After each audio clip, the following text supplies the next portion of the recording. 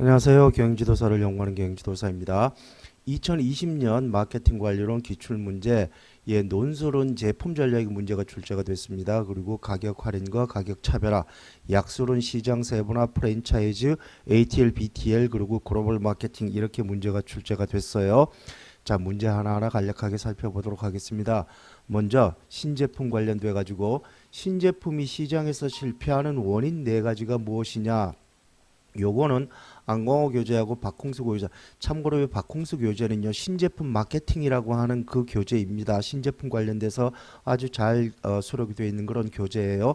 그거를 참고로 했는데 거의 비슷하게 쓰여져 있습니다. 소비자 요인이 있고 마케팅 요인이 있고 자원 요인이 있고 조직 요인이 있고 기타 요인이 있다라고 여기 자세하게 쓰여져 있어요.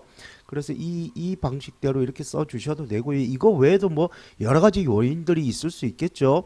예, 그래서 뭐 요 교재는 요 요인으로 이렇게 쭉 정리를 해놓고 있지만 이 교재 외에 뭐 다른 여러 가지 요인들이 있을 수 있을 겁니다. 요거는 체계적으로 쭉 써주시기만 하면 되지 않을까라고 생각이 들고요. 그 다음에 이제 신제품의 개발 목표 및 신제품의 세 가지 유형 이렇게 문제가 출제가 됐어요. 신제품의 개발 목표 뭐 신시장 창출과 혁신 추구, 혁신 제품이나 확장 제품은 그 자체로 신시장 창출할 수 있고 미래 성장 동력을 확보할 수가 있겠죠. 그리고 경쟁 우위 구축과 고객 만족, 모방 제품이나 개선 제품은요, 경쟁 우위를 구축할 수가 있고 또 소비자의 선택 다양성과 고객 만족을 추구할 수가 있습니다. 그리고 아무래도 이제 신제품은 프리미엄 가격 책정이 가능하기 때문에 기업의 수익성과 매출 형성에 직접적인 영향을 미치게 됩니다. 그리고 또 하나가 이제 그 환경 변화와 세태기 진입 제품의 후속 대체품을 출시하기 위해서 신제품을 개발할 수도 있다라고 해서 신제품 개발 목표를 이렇게 쭉 적을 수 있을 것 같고요. 그 다음에 신제품의 세 가지 유형, 여기 문제 보면은 신제품의 세 가지 유형 이렇게 문제가 출제가 됐는데요. 통상 신제품의 유형 그러면 이게 오리지널입니다. 소비자가 신선하게 느끼느냐 신선하게 느끼지 않느냐 그리고 기업이 연구 수준이 높으냐 연구 수준이 낮으냐에 따라서 혁신 제품, 모방 제품, 확장 제품, 일반 제품 이렇게 구분하는 게 이게 오리지널이에요. 제가 이거 학자 이름은 까먹었지만 원래 대부분의 교재를 보면 이렇게 나와 있습니다. 자, 그런데 최서일 교재 보면요 여기 혁신적 신제품 이거는 여기 있죠. 그리고 개량적 신제품 그래가지고 아마 이거 이 두 개를 개량적 신제품으로 구분을 한 게 아닌가 싶어요. 그리고 자사 입장의 신제품 이렇게 적어놓고 있습니다. 최서일 교재에 보면. 그래서 아마 지금 이 세 가지 유형 특징 이렇게 설명을 하라고 문제가 나왔는데 이걸 적으라 그러는 게 아닌가라는 생각이 들기도 해요. 그런데 이거 오리지널 아닙니다. 오리지널은 이거예요. 그러니까 신제품의 유형 그러면은 어느 교재를 봐도 이 채설 교재를 제외한 어떤 교재를 봐도 이 네 가지 유형으로 적혀져 있습니다. 그러니까 앞으로는요 이거 보지 말고 이 네 가지 유형을 보시는 게 더 바람직할 거다라고 생각이 듭니다. 컨설팅을 할 때도 이거 가지고 컨설팅을 해야지 이거 가지고 컨설팅을 하면은 좀 안 될 거다라고 생각이 들어요. 어쨌든 이거는 뭐 제 개인적인 생각입니다. 그 다음에 이제 그 퍼스트 무버하고 패스트 팔로워의 마케팅 전략 두 가지를 써라라고 해서 요거는 최설 교재에 나와 있는 그 내용을 가지고 정리를 했습니다. 물론 이게 정답은 아닙니다. 이거 말고 다른 정답도 있어요. 다른 웬만한 교재를 봐도 퍼스트 무버하고 패스트 팔로워의 마케팅 전략은 다양하게 적어놓고 있습니다. 다만 이제 여기서는 최설 교재를 위주로 해가지고 이렇게 정리를 했다라고 보시면 되고요. 최설 교재에는요, 퍼스트 무버는 크게 선제 전략하고 블루오션 전략 이 두 가지를 적어놓고 있습니다. 선제 전략은 시장에 처음 진출하는 거죠. 퍼스트 무버이기 때문에. 그래서 신제품과 신고객을 창출하는 전략이다. 이게 선제 전략이다. 그 다음에 이제 블루오션 전략은 경쟁이 없는 신시장. 그 이거랑 뭔 차이가 있는지 잘 모르겠습니다. 경쟁이 없는 신시장. 그리고 뭐 시장에 처음 진출하니까 경쟁이 없는 건 당연한 거 아닌가요? 그래서 이 선제 전략하고 블루오션 전략하고 이게 뭔 차이가 있는지 저는 잘 모르겠는데 어쨌든 이 교재에 보면 이렇게 정리가 되어 있습니다. 그러면서 이 블루오션 전략의 유형 그래놓고 R&D 전략, 창업가적 전략, 매수 전략 이렇게 쭉 적어놓고 있어요. 그래서 괜히 쓸데없이 이렇게 적어놓은 게 아닌가라는 그런 생각도 들기는 하는데 어쨌든 이 교재는 이렇게 적혀져 있습니다. 그 다음에 이제 후발 기업의 전략, 그래서 이제 세컨드 but better 전략, 그래서 선도 기업의 성공 요인을 벤치마킹하는 게 이게 후발 기업의 대표적인 전략. 이거는 맞습니다. 이거는 이해할 수가 있어요. 자신만의 차별화를 구축하고 새로운 무기로 대등한 위치를 점하는 전략, 이게 세컨드 but better. 이거는 충분히 이해가 됩니다. 그리고 미투 전략, 이것도 여타 교재에 다 이렇게 돼 있어요. 선도 업체의 성공을 모방하는 전략입니다. 예, 그러니까 그 성공 기업의 전략을 모방해서 따라가는 전략이 이게 미투 전략이에요. 다만 이 미투 전략의 성공 요건은 예, 이런 요건들이 있어야 돼요. 시장 불확실성이 높아서 무임승차 효과가 뚜렷할 때, 그리고 그 기술 시장 변화 속도가 빠를 때, 선도 기업이 타성에 빠질 때, 이런 성공 요건이 있어야 된다라고 최설 교재에 나와 있는 내용을 가지고 쭉 정리를 했습니다. 어쨌든 최설 교재에 나와 있는 내용으로 쭉 정리를 했고요. 최설 교재뿐만 아니라 이 퍼스트 무브하고요, 패스트 팔로우 관련된 거는 웬만한 교재에 다 나름대로 정리가 되어 있으니까 여타 교재에 나와 있는 그 여타의 내용 가지고 정리를 하셔도 뭐 제가 봤을 때는 크게 문제가 없을 거다라고 생각이 듭니다. 그 다음 논술 두 번째 문제입니다. 예, 가격 할인하고 가격 차별화의 개념과 차이점. 가격 관련돼서는 제가 누누이 말씀드리지만 이 유피라 교수가 이게 바이블입니다. 유피라 교수의 가격 정책론이 이게 바이블이에요. 그리고 이제 뭐 안강원이 최설이는 이 교재는 거의 대부분 제가 봤을 때 유피라 교수 교재를 보고 그냥 뺏기고 인용하고 그런 게 아닌가라는 생각이 들 정도로 유피라 교수 교재가 바이블이에요. 어쨌든 유피라 교수 교재를 가지고 설명을 드리면은요, 가격 할인은, 이 가격 할인이라는 거는요, 이게 비선형 가격입니다. 이 비선형 가격하고 가격 차별하고는 그 전략 자체가 달라요. 구매량, 구매 조건, 구매 수기에 따라서 가격이 달라지는 가변 구입량 상황에서의 가격 전략이 이게 비선형 가격 전략이고요. 가격 차별화는요, 구매의 여부를 결정하는 가부 상황에서의 가격 전략이다라고 유페라 교수 교재에 쓰여져 있습니다. 상품 유통 촉진이 모두 동일한 상태에서 단일 가격보다 더 많은 판매량 형성과 고객 확보를 목적으로 하는 전략이 비선형 가격이고요.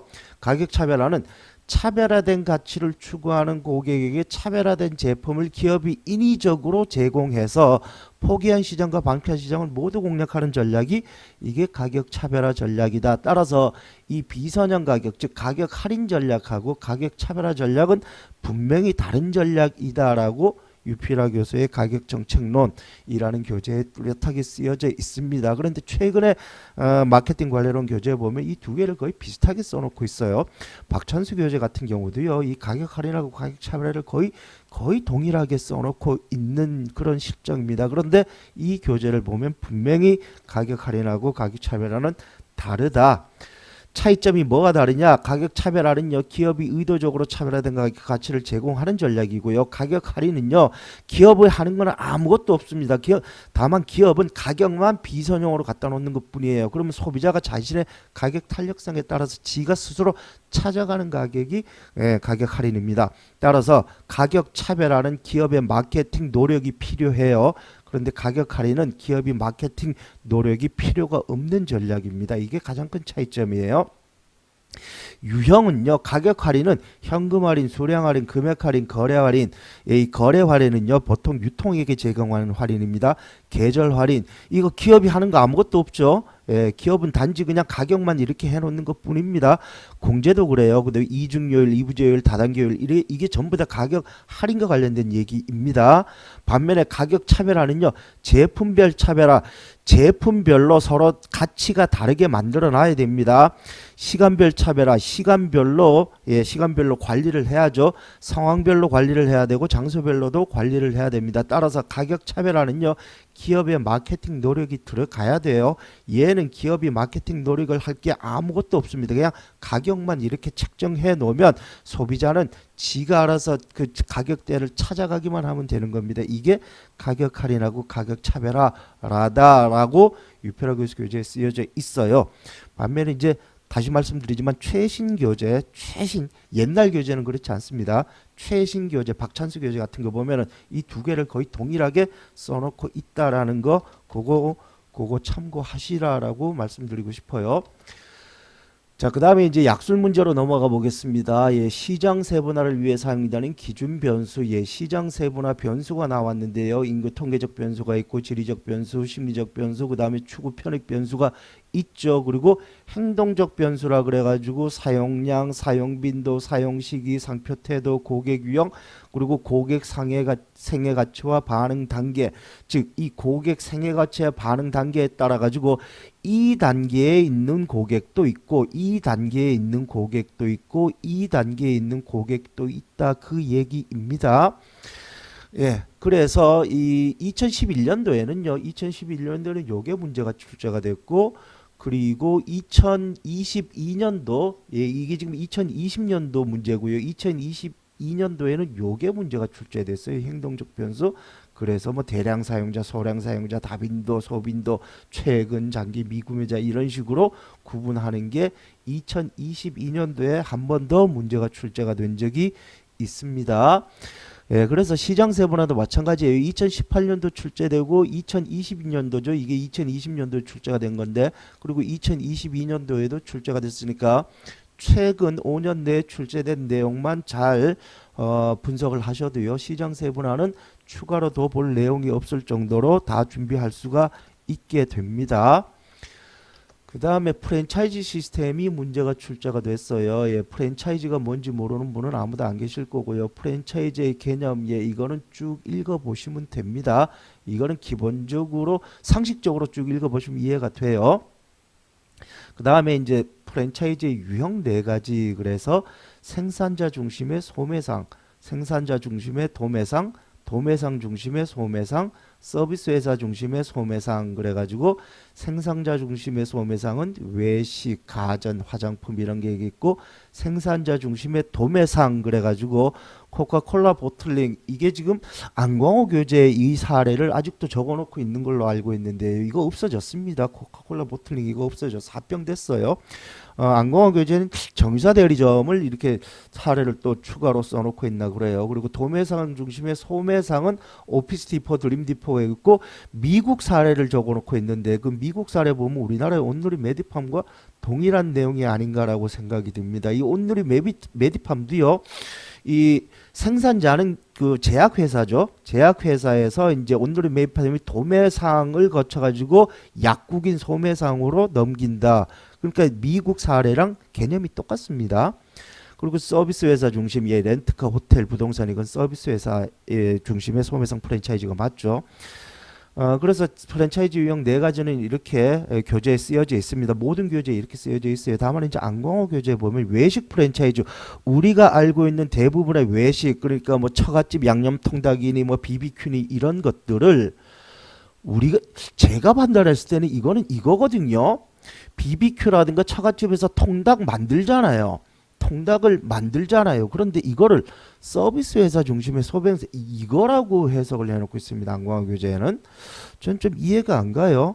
BBQ라든가 이 처갓집 이런 데서, 그리고 이제 피자, 그 피자탑, 뭐 청년 피자 이런 데서 피자 안 만드나요? 피자를 생산을 하잖아요. 생산을 해서 자기네들 가맹점에다 공급을 하잖아요. 피자뿐만 아니라 기타 이제 사이드 밀 같은 것들 다 만들어서 하는데 이걸 왜 서비스 회사 중심으로, 외식 서비스라 그래서 서비스 회사인가? 뭐 어쨌든 이렇게 이제 안광호 교재는 이렇게 쓰여져 있고요. 추가로 이제 프랜차이즈의 단점, 그래가지고 장기간 계약으로 유연성이 저하된다. 환경 변화에 신속한 대응이 미흡하다. 경로 구성과 갈등 발생이 야기될 수가 있다라고 추가로 안광호 교재의 서비스 프랜차이즈의 단점을 추가로 써놓고 있습니다. 이 안광호 교재의 이 내용이 쓰여져 있어요. 그래서 요거까지 정리해 두시면 좋을 것 같다라는 생각이 듭니다.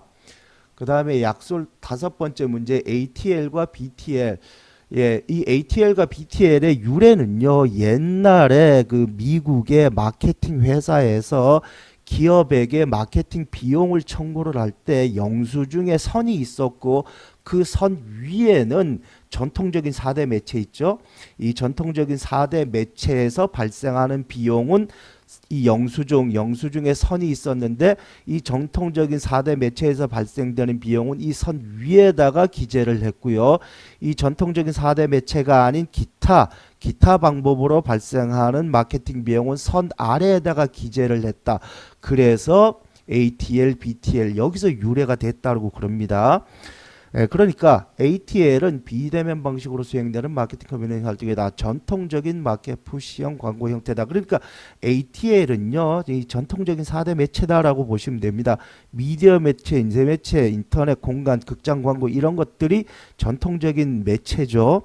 따라서 이런 전통적인 매체에서 발생하는 비용은 선 위에다가 기재를 했고, BTL은 그 외 여타, 그러니까 1대1 대면 방식으로 수행하는 마케팅 커뮤니케이션 활동이다. 그래서 마켓 풀령 촉진 방식으로 일방적인 메시지 아닌 특정 표적 고객 집단을 대상으로 저비용의 쌍방향 소통이 가능하다. 그래서 이 전통적인 4대 매체를 제외한 기타 뭐 홍보라든가 이벤트라든가 여기서 발생하는 비용, 그래서 프레스, 퍼블리시티, 스폰서십, PPL, 텔레마케팅, 다이렉트 마케팅 이런 것들을 BTL이다라고 이렇게 설명을 해놓고 있습니다. 예, 이 ATL, BTL 이것도요 안공어 교재에는 그렇게 자세하게 제설 교재는 아예 없는 걸로 알고 있고요. 안공어 교재에도 뭐 자세하게 나와 있는 내용은 아니에요. 저도 인터넷 보고 이거 추가로 이렇게 정리를 하게 된 겁니다. 네, 어쨌든 가끔 가다가 이렇게 교재에 없는 내용들이 가끔씩 튀어나오기는 해요. 마케팅도 그렇고 소비자 행동론도 그렇고. 그런데 이런 교재에 없는 내용들이 튀어나올 때마다 많이 당황을 하시는데요. 당황할 필요 없습니다. 그래봐야 10점이에요. 그리고 나만 모르는 게 아니라 남들도 다 같이 모르는 거기 때문에 당황할 필요는 없습니다. 그 다음에 글로벌 마케팅에서 표준화와 현지화. 표준화는 본국 중심주의적인 글로벌 전략이죠. 때문에 이제 이런 특징들을 보이게 되고요. 통상 수출이나 단순 글로벌 전략을 취하는 초기 다국적 기업이 많이 수행하는 경영 형태가 표준화입니다. 반면에 현지화는요, 현지 중심주의 글로벌 전략이죠. 따라서 이런 특징들을 보이게 되고 통상 현지 진출 기업이 취하는 중기 다국적 기업이 많이 수행하는 경영 형태다. 그래서 표준화와 현지화. 추가로요, 이 표준화와 현지화, 즉 글로벌 마케팅과 관련돼서는 추가적으로 소비자 행동론에 보면은요, 비교문화 분석이라고 있습니다. 그 비교문화 분석에 보면은 이 표준화, 현지화 관련된 내용이 추가로 나와 있어요. 그래서 소비자 행동론에서의 비교문화 분석에서 한 번 더 공부를 해 두시기를 바라겠습니다. 그리고 이제 해외 시장 진출 전략의 유형, 그래서 이제 수출 방식이 있죠. 간접 수출이 있고 직접 수출이 있다. 그리고 계약 방식, 생산 라이센스, 유통 라이센스가 있고 투자 방식도 있고 또 현지 기업을 인수합병하는 그런 방식도 있다라고 해서 이렇게 정리를 하시면 되지 않을까라고 생각이 듭니다. 예, 이렇게 해서 이제 2020년도 마케팅 관리론 기출 문제 같이 한번 살펴봤습니다. 예, 시청하시느라고 수고하셨고요. 예, 다음 시간에는 또 그 2021년도 문제 계속해서 살펴나가 보도록 하시겠습니다.